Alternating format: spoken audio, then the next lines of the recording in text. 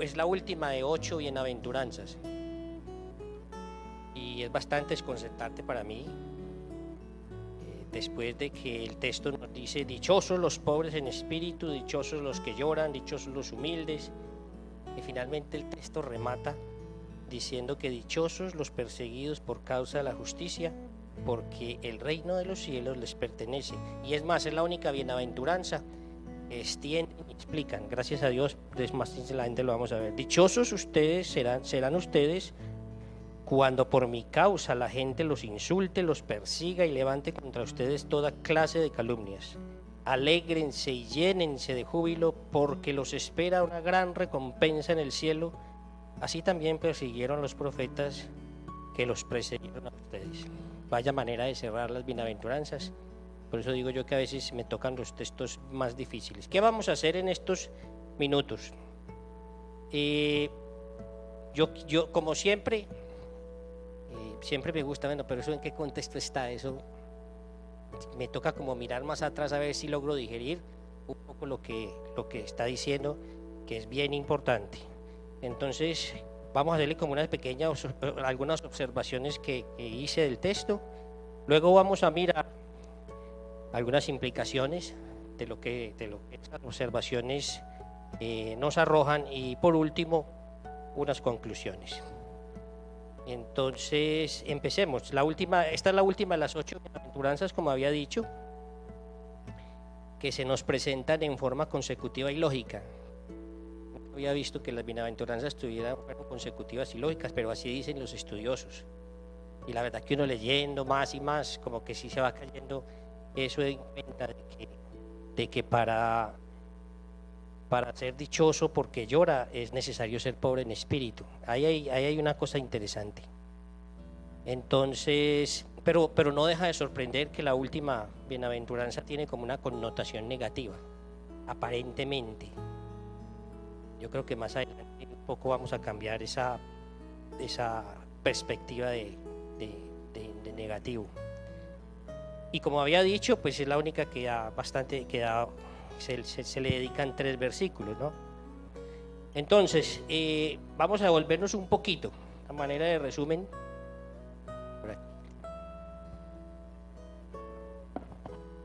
Gracias, Paul. Uy, ahora sí, se escucha. Tengo voz de hombre, ahora sí. Ok, entonces, ahí me perdí. Siendo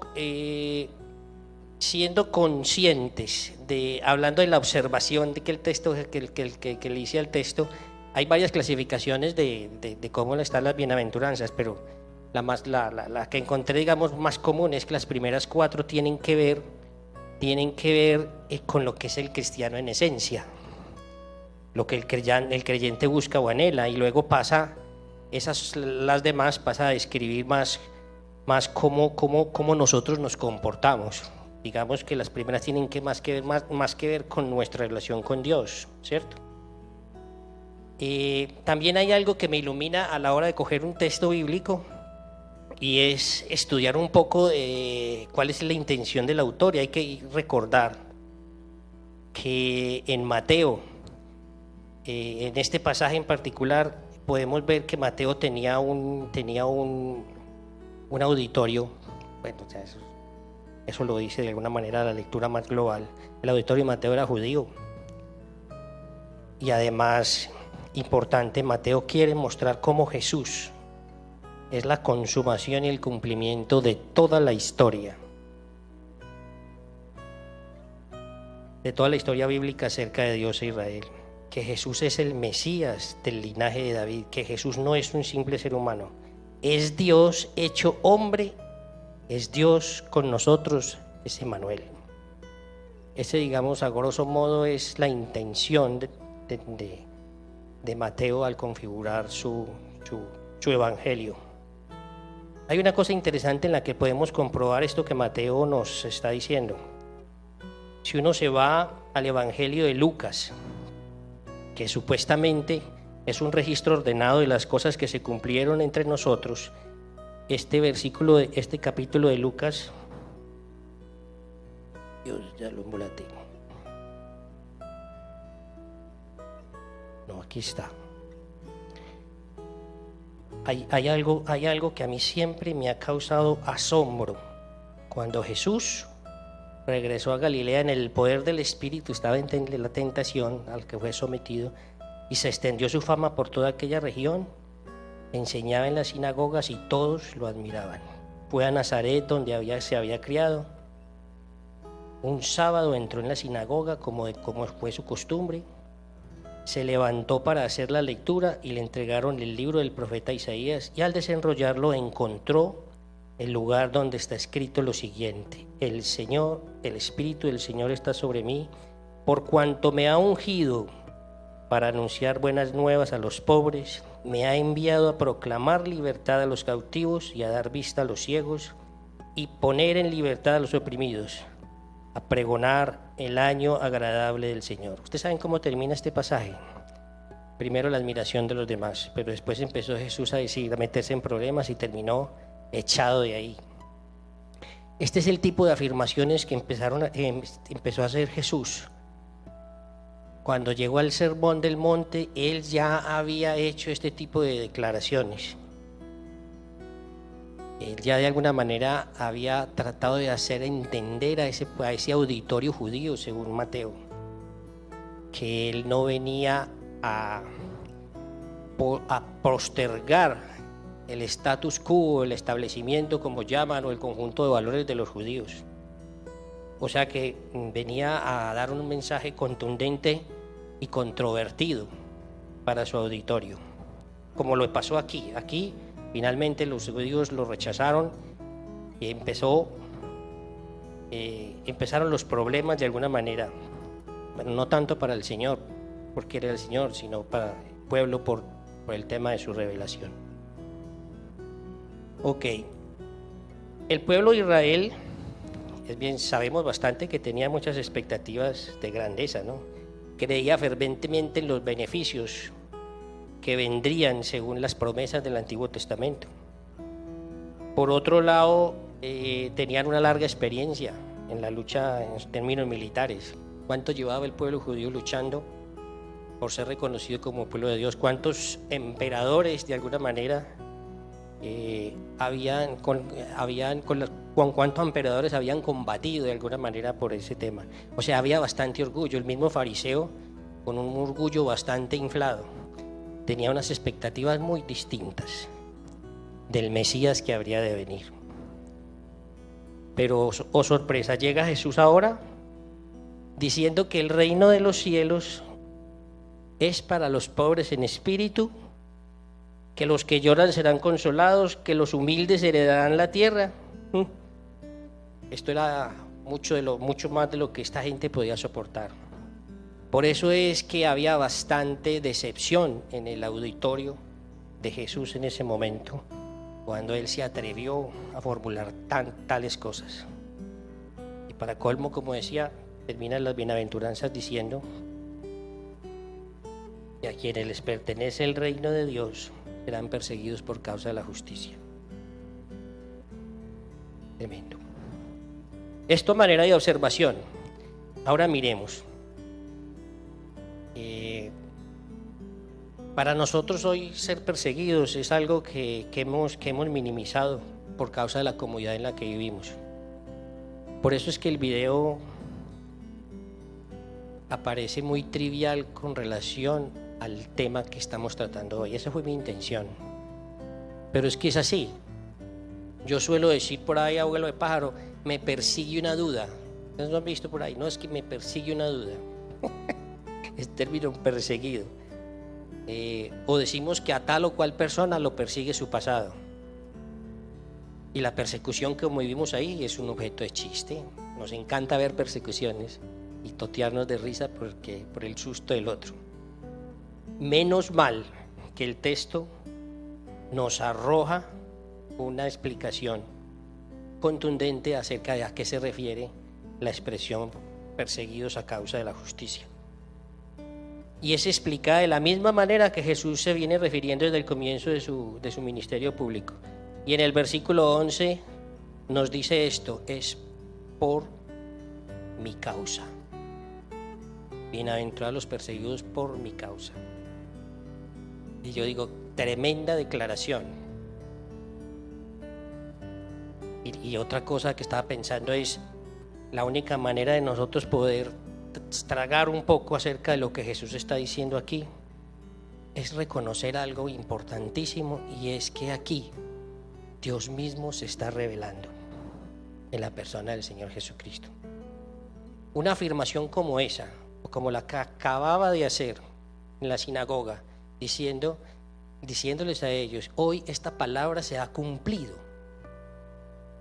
Tenemos dos opciones: o Jesús es un exagerado, una especie de megalómano, y estoy estrenando ese término porque yo pensé que megalómano era el que escuchaba música a alto volumen, y mentiras, no, era esa gente que tiene un delirio de grandeza. Bueno, Jesús era eso, o Jesús es Dios mismo revelado. Y esa es la gran sorpresa que a mí me llevó este pasaje. Decía, wow, tremendo, Señor, cómo se nos está revelando en medio de estas bienaventuranzas. Es para mí ese el aporte más hermoso de este pasaje. Es claro, es muy difícil para nosotros pasar un examen de conciencia si somos evaluados por esas características que describen las bienaventuranzas. Cuando yo me pongo a repasar, ser manso, no le pregunten a mi esposa lo que pasó el domingo. Sufro, miren, sufro con el tema de ser manso. Sufro. Pero hay una cosa tan hermosa, y es que el Señor nos ve así. Las bienaventuranzas es la forma como Dios espera que seamos, y así Él nos ve. Permítanme, me regañen si quieren más adelante, pero yo pensé, esa es la utopía del Señor. Y digo utopía en el sentido de, hablamos de utopía como si fuera algo imposible. No, utopía es en el sentido de algo grandioso. Pero pareciera que la utopía del Señor somos nosotros. Ustedes recuerdan que el domingo decía el pastor que nosotros no tenemos que estar listos para ser salvos. El Señor nos dice, eres mi hijo, sin estar preparados, ya siendo pecadores. Y a partir de ahí es que nosotros comenzamos a comportarnos como tal. No al contrario, estamos acostumbrados a prepararnos para ser aceptados antes de. Y nosotros, el Señor nos ve totalmente al contrario. El Señor pone de cabeza nuestros propios valores, no solo los que tenemos nosotros mismos, sino nuestra sociedad.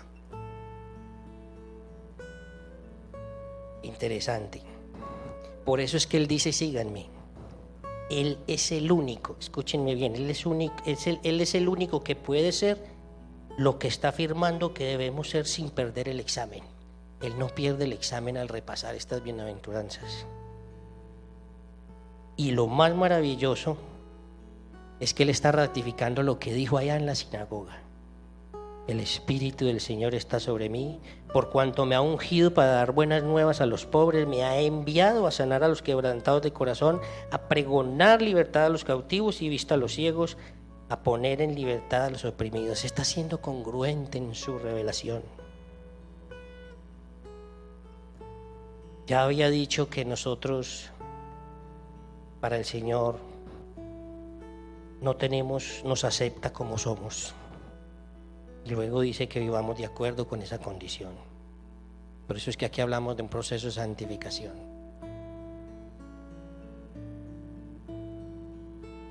Aquí el auditorio del Señor, contrario a las expectativas nuestras ahora y del pueblo judío, el auditorio del Señor es el pobre de espíritu, el que llora a causa del pecado, el humilde, el que tiene hambre y sed de justicia, el pacificador. En otras palabras, nosotros, queridos hermanos. A mí a veces se me acercan personas con ese dolor en la lucha por no caer en un pecado sexual. Ese es el auditorio del Señor, el que persevera, el que lucha, el que se ve y no como es, sino como Dios lo ve.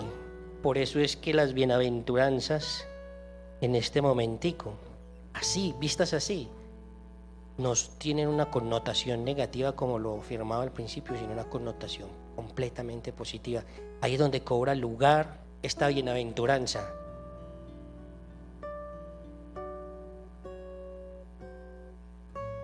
Manera de conclusión: Por mucho que nosotros nos esforcemos a hacer la paz con las personas, encontramos que ellas se rehúsan a vivir en paz con nosotros. No todos los intentos de reconciliación tienen éxito. ¿Es esto que ustedes lo han vivido? La familia es el examen más duro. Y como dice el texto, algunos toman la iniciativa de la oposición y pasan a denigrarnos y calumniarnos. Esto no es por causa de nuestras debilidades o por nuestra idiosincrasia, sino por causa de la justicia, como dice él, por mi causa. Y atendiendo al título que me decía David, ¿y ese título qué significa? Simple y llanamente la persecución es simplemente la colisión entre dos sistemas de valores irreconciliables totalmente entre sí. La cultura del mundo y la cultura de Cristo están en una contienda la una con la otra. Y uno se pregunta ¿por qué? El texto lo dice: porque vuestro galardón es grande en los cielos. Podemos perder todo en la tierra, pero ganamos todo en los cielos. Hermanos, finalmente lo que quería decirles es, a mí me parece que aquí está como la esencia de lo que nosotros somos, de nuestra identidad con el Señor. En Juan 1:5 se dice que la luz en las tinieblas resplandece y que las tinieblas no prevalecieron contra ella. ¿Por qué digo esto? Porque a nosotros no nos queda más que ser sal y luz, como decía Sebastián. Yo decía que a Sebastián la hermana jocosamente dice que Sebastián cree que nosotros somos un paquete de papitas, ¿o qué? Pero así lo preguntaba. Es que no nos queda más remedio, queridos hermanos. ¿Por qué digo que es la esencia? Porque cuando la luz resplandece en las tinieblas, lo único que queda es la persecución. Por eso David decía en el título que la persecución es simplemente la colisión entre dos mundos que son irreconciliables. En lo más puro del Evangelio se presenta esto: el Señor revelándose a nosotros, llamándonos su auditorio. Y no queda más remedio que comportarnos como sal y luz en la tierra. Y de ahí, lo único que queda, si es que el mal hace lo que tiene que hacer, es perseguir. Y esto es un examen para todos nosotros también. Puede ser un examen, cómo estás viviendo tu vida si no tienes nada que te persiga en este momentico. Tú mismo lo revisas en tu casa esta noche. Si es que no se te queda solo el tema del video, sino esto que estoy diciendo. Al mal no le queda más remedio que aparecer persiguiendo por causa de la justicia de Cristo Jesús.